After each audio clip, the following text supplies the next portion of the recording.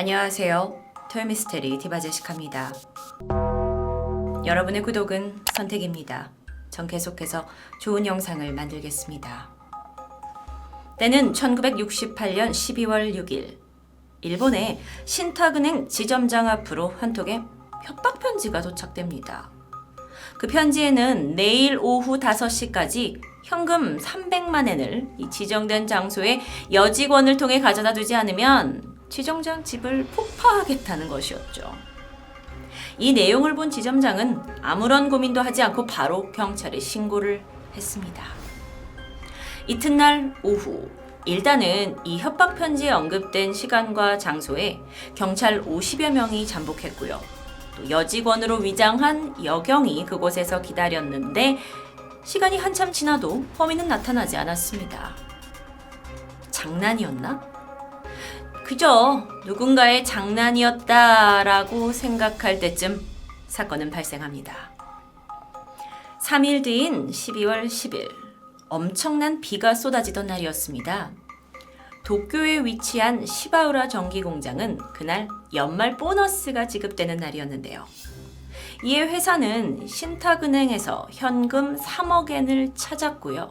이걸 금속으로 된 3개의 박스에 나눠 담아서 수송 차량으로 이송하게 됩니다. 그런데 사실상 수송 차량이라고 해봤자 특별하진 않았어요. 그냥 일반 세단이었고 단지 금속 박스에 거금 3억 엔을 싣고 직원 3명이 함께 출발합니다. 그런데 공장에 도착할 무렵 한 경찰이 오토바이를 타고 다급하게 달려와서 이 수송 차량 앞에서 손을 흔듭니다. 차를 세우려는 것이었죠. 직원이 무슨 일인가 싶어 창문을 내리고는 충격적인 이야기를 듣습니다. 이 협박 편지에 언급된 대로 신탁은행 지점장의 집이 폭파됐다는 것이었죠. 그런데 진짜 문제는 뭐냐면 이 차에도 폭발물이 설치되어 있다라는 제보가 입수되었으니 당신들은 급하게 피해야 한다라고 경찰이 말합니다. 놀란 직원들은 일단 차에서 내렸죠. 그리고 경찰은 조심스럽게 내부에서 폭발물을 찾고 있었습니다. 그런데 그러던 중 안에서 연기가 나는 것이 보입니다.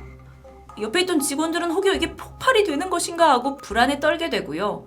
경찰은 사람들한테 멀리 떨어지라고 소리치고는 그대로 차를 몰고 사라졌습니다.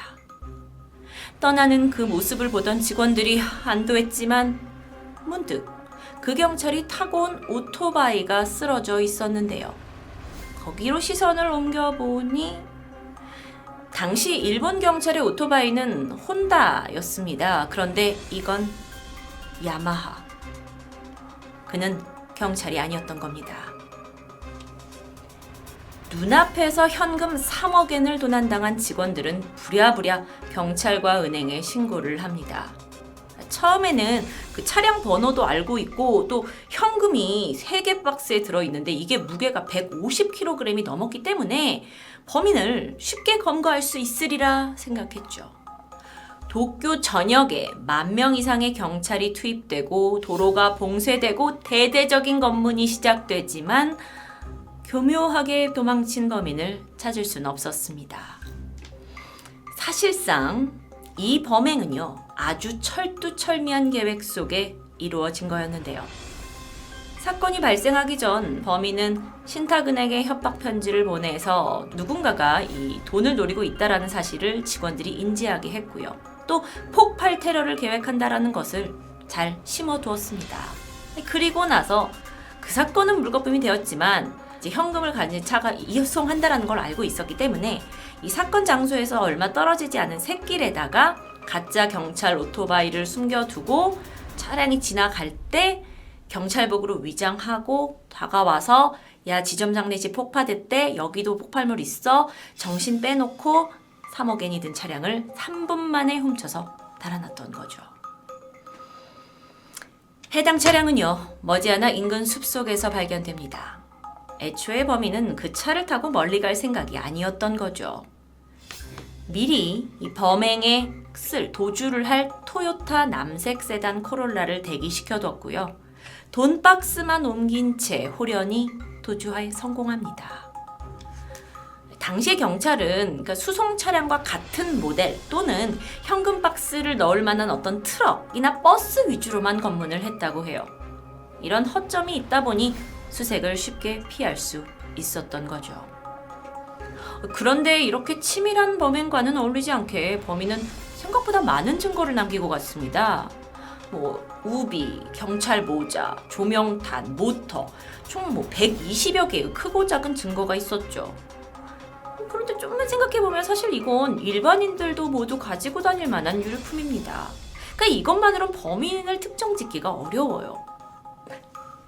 설상가상으로 증거물 관리에 소홀했던 당시 경찰들이 이 범인이 썼던 모자를 현장에서 한 번씩 돌려 써보기까지 합니다. 그러니까 이 모자로 범인의 단서를 찾는 건 이제 불가능해진 거죠. 엄청난 실수였습니다. 또 한 가지 이해가 되지 않는 부분은 이 버리고 간 오토바이에 범인의 지문이 있었을 텐데요. 경찰은 이걸 중요한 단서가 아니라는 판단을 했고 증거품에서 배제합니다. 아니 이렇게 어이없고 또 미흡한 초기 대응 때문에 사건은 점점 미궁에 빠져들었죠. 그나마요. 이제 남은 건 범인의 몽타주입니다. 그런데 여기서도 일본 경찰들이 또 한 번 허술함을 보여줬는데요. 그날 가까이서 범인을 목격한 사람들이 있죠. 은행 직원들이요. 그리고 운전수. 그들의 증언에 따라서 몽타주를 만들어야 하는 게 당연합니다. 그런데도 불구하고 그날 비도 많이 왔고 또 범인이 모자를 너무 푹 눌렀었기 때문에 제대로 못 봤을 거야 라는 판단하에 경찰은 대충 자신들이 생각하는 유력 용의자와 닮았다는 이유만으로 한 비행 청소년의 사진을 이렇게 몽타주로 사용합니다. 이게 말이 되는 건가요? 더 황당한 건요. 나중에 이 사건을 캐내던 기자에 따르면 그 비행 청소년은 사건 1년 전에 이미 죽은 아이였다라는 게 밝혀지는데요. 아니 도대체 일본 경찰들은 무슨 이유 때문에 이런 실수를 계속해서 저지른 걸까요? 이해가 되지 않죠?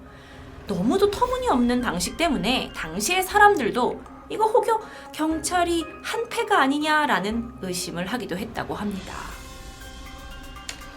그렇게 사건 발생 4개월이 지났는데 드디어 일본 코쿠분지 근처 고가네이의 주차장에서 범인이 갈아타고 달아난 코롤라 차량이 발견됩니다. 이 차가 여태까지 큰 천으로 덮여져 있었고 열어보니 안에는 텅 비어있는 3개의 박스가 덩그러니 들어있었죠. 역시나 이 차량에서도 별다른 증거는 얻지 못합니다. 그런데요. 도난 사건이 발생하고 경찰이 처음으로 지목한 유력한 용의자가 한 명 있습니다. 근처 코쿠분지에 살고 있던 19살의 소년. 그는 동네 불량 청소년이었어요. 그리고 차량을 상습으로 절도했던 전과가 있는 아이였죠. 어린 나이였지만 운전 실력도 뛰어났고 동네 지리를 잘 알았을 텐데요. 경찰이 지목한 이유도 그런 이유 때문이었습니다. 게다가 결정적으로 아이가 주변 친구들한테 야, 우리 학교나 은행 털어볼래? 아니면 현금 수송 차량 그걸 털자. 그럼 돈 한 번에 땡길 수 있잖아. 라는 이야기를 했다라는 사실이 제보되면서 경찰이 그를 강력하게 의심했던 겁니다. 그런데요. 공교롭게도 이 소년의 아버지가 경찰교통기동대 대장입니다. 그렇다면 아들이 경찰로 위장을 하는 건 어쩌면 그렇게 어려운 문제가 아닐 수도 있겠죠. 경찰은 소년을 중심으로 집중 수사를 진행하기 시작했습니다.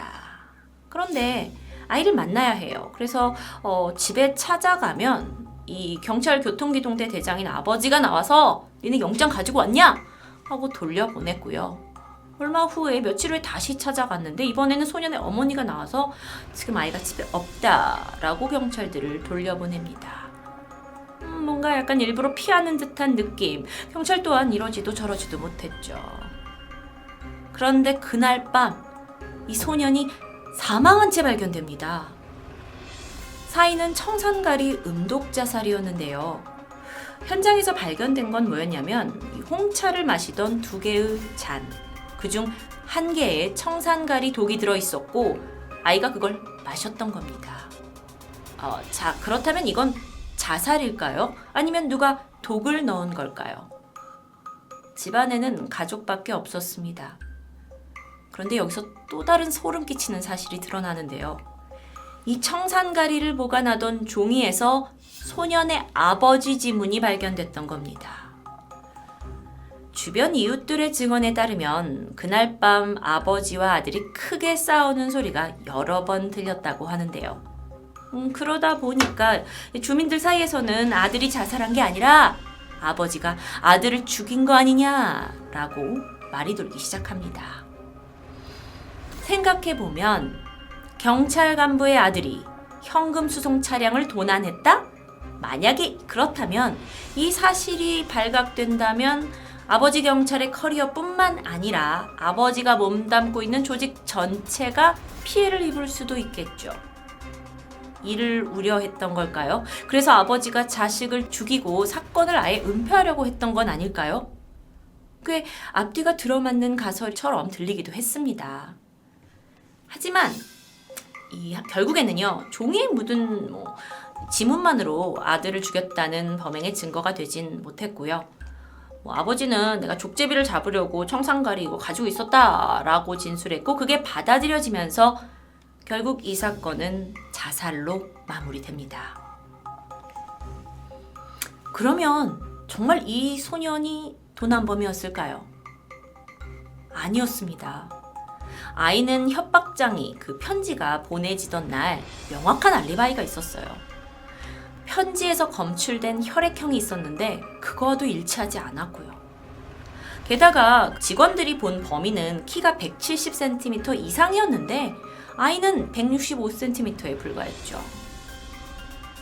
또 한 번 경찰의 이 잘못된 용의자 선정으로 인해서 어쩌면 소년은 억울한 죽음을 당했을 수도 있습니다.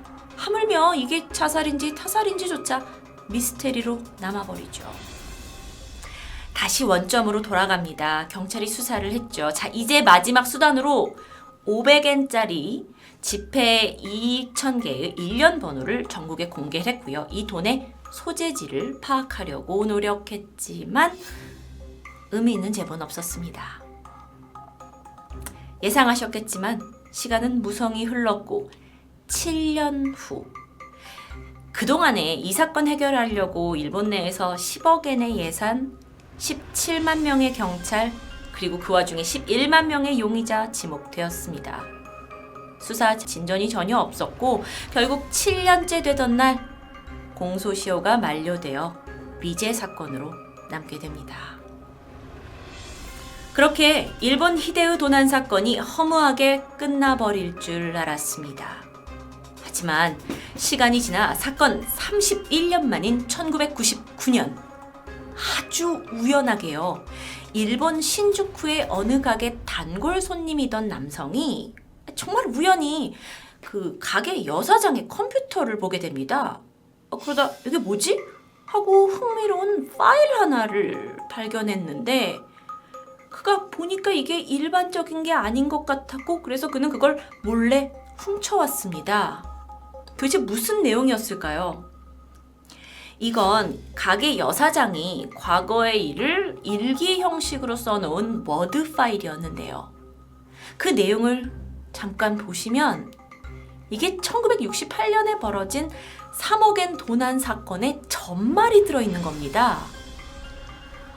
이걸 발견한 사람은 너무 놀랍죠. 너무 디테일하게 써져 있으니까요. 그러면서 그는 이 파일을 출판사에 넘겼고 그해 이게 책으로 나오게 되면서 일본에선 또다시 화제가 되는데요. 이 일기를 보니까 범행 전, 범행 그날, 범행 후 도난했던 경위들이 아주 상세하게 기록되어 있었습니다. 이건 도저히 범인이 아니라면 모를 만한 자세한 내용이었죠. 그렇다면 그 여자가 범인일까요? 사실 30년 전에 그때 묵살당한 한 목격자의 증언이 있었다고 합니다.